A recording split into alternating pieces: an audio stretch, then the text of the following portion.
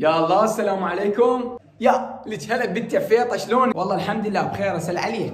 اقلش ما دام جيتي انت بعد بوقتك، والله تعبانه تعشر اللي يريدون فوق السطح.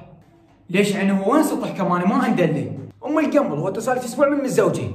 اقلك شنو معناته ام القمر؟ هاي صار اسبوع من متزوجه وهيجي. هسه متاكده انا 100% ما راح تعرفنا انا هي. ولا زغرن بيش ما ادري وين شايفتك.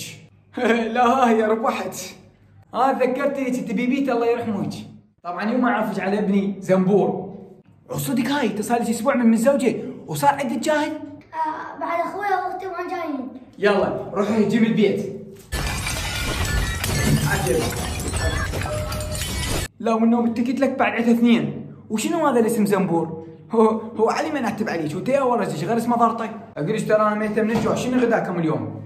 شنو ما تتذكرين غدانا تمن ومرقة شجر؟ لا عين انا اريد انقوزي. روحوا تطلعوا انتوا جاهلك بسرعه بسرعه. يلا روحوا طلعوا انتوا جاهلك.